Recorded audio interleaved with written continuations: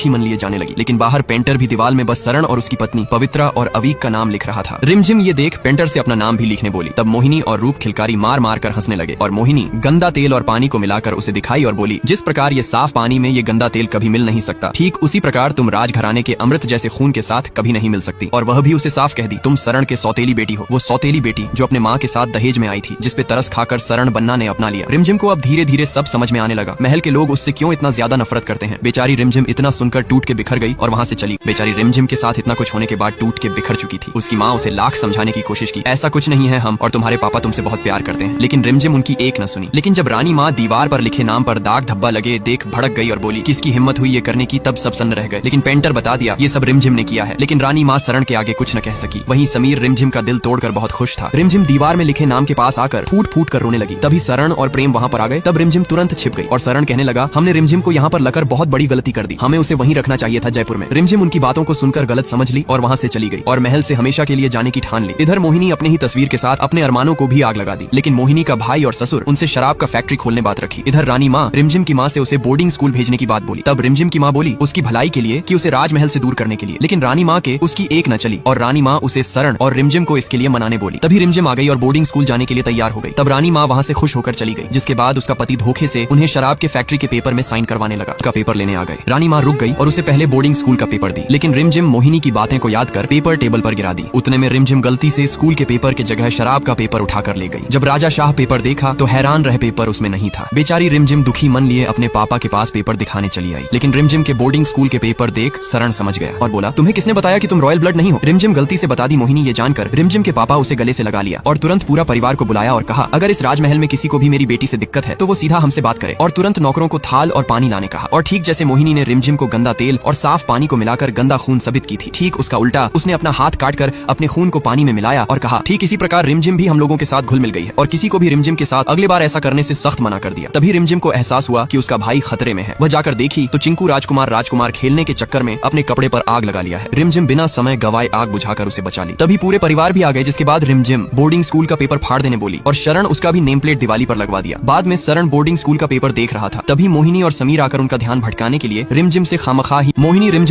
ही माफी मांगने लगी। वह समीर को उससे माफी मंगवाई और चालाकी से मोहिनी शरण से शराब का पेपर ले ली। जिसके बाद राजा शाह आकर कहने लगा, चला गया शराब का पेपर शरण के पास। लेकिन उसे क्या पता था कि मोहिनी पेपर ला चुकी है। अगले दिन शरण रिमझिम का एडमिशन वीरगढ़ के जाने माने रॉयल स्कूल में करवा दिया। इधर रानी माँ शरण की बातों को सोचकर परेशान थी। तभी राजा शाह फिर शराब के फैक्ट्री के पेपर में साइन करवाने आ गया। इधर समीर भी स्कूल पहुंच गया। वह पार्किंग के स्थान पर रिमझिम के साइकिल देख भड़क गया। इधर राजा शाह रानी माँ का ध्यान भटकाने के लिए उसे शरण के खिलाफ भड़काने लगा। इधर समीर फिर रिमझिम को परेशान करने लगा। लेकिन रिमझिम भी उसे उसी के अंदाज में जवाब देने लगी।